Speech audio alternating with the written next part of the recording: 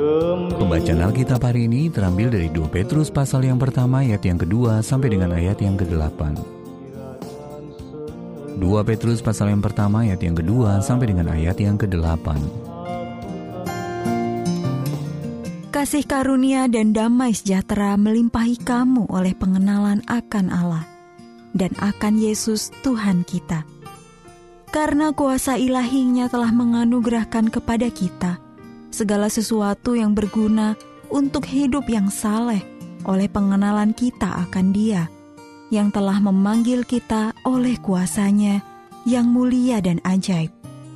Dengan jalan itu Ia telah menganugerahkan kepada kita janji-janji yang berharga dan yang sangat besar, supaya olehnya kamu boleh mengambil bagian dalam kodrat ilahi dan luput dari hawa nafsu duniawi yang membinasakan dunia. Justru karena itu kamu harus dengan sungguh-sungguh berusaha untuk menambahkan kepada imanmu kebajikan, dan kepada kebajikan pengetahuan, dan kepada pengetahuan penguasaan diri, kepada penguasaan diri ketekunan, dan kepada ketekunan kesalehan, dan kepada kesalehan kasih akan saudara-saudara, dan kepada kasih akan saudara-saudara, kasih akan semua orang. Sebab apabila semuanya itu ada padamu dengan berlimpah-limpah, kamu akan dibuatnya menjadi giat dan berhasil dalam pengenalanmu akan Yesus Kristus Tuhan kita.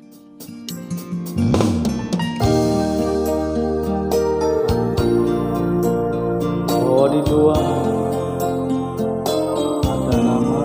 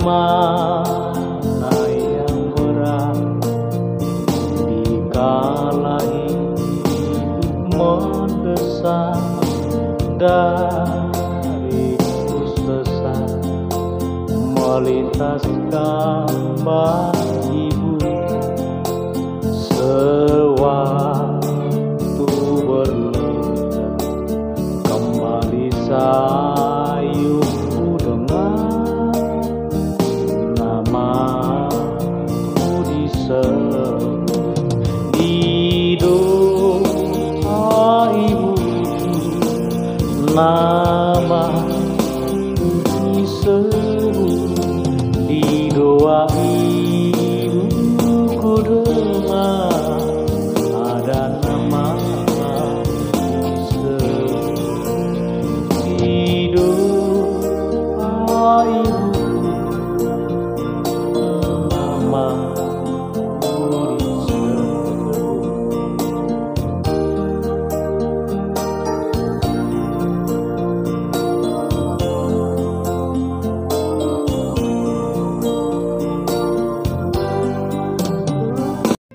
Ayat mas renungan hari ini terambil dari 2 Petrus pasal yang pertama ayat yang keempat.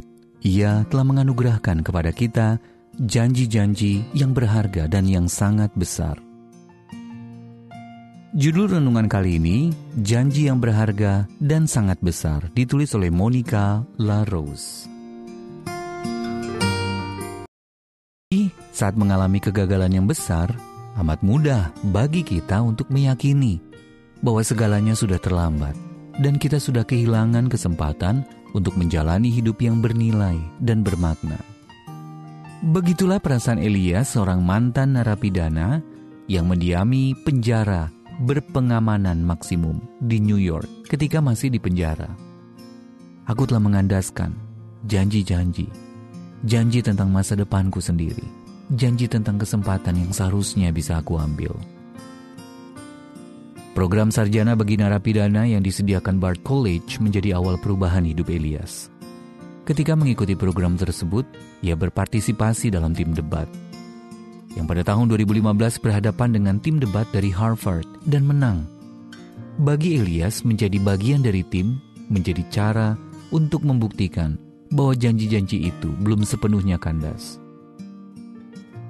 Transformasi serupa terjadi di dalam hati kita ketika kita mulai memahami bahwa kabar baik tentang kasih Allah dalam Yesus Kristus adalah kabar baik bagi kita juga. Dengan takjub, kita menyadari aku belum terlambat.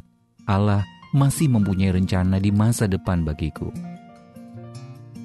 Masa depan itu tidak bisa kita usahakan sendiri atau direnggut dari kita, karena semata-mata bergantung pada kasih karunia dan kuasa Allah yang luar biasa. 2 Petrus pasal yang pertama, ayat yang kedua sampai dengan ayat yang ketiga. Suatu masa depan yang terbebas dari keputusasaan di dalam dunia dan hati kita, masa depan yang dipenuhi oleh kuasanya yang mulia dan ajaib, masa depan yang dijamin oleh janji-janji Kristus yang berharga dan yang besarnya tak terbayangkan. Masa depan untuk menikmati kemerdekaan, kemuliaan anak-anak Allah. Roma pasal 8 ayat 21. Mengapa terkadang kita sulit menerima anugerah dan kasih yang cuma-cuma? Apakah hati Anda tersentuh ketika mengingat bahwa di mata Allah, Anda memiliki masa depan yang berharga dan luar biasa indah? Tuhan Yesus, ada kalanya aku hanya bisa melihat bagaimana aku telah mengecewakan diriku sendiri dan orang lain, dan bagaimana aku telah merusak masa depan yang kuimpikan. Tolonglah aku untuk melihat keindahan abadi dari masa depan yang kutemukan di dalam diri-Mu.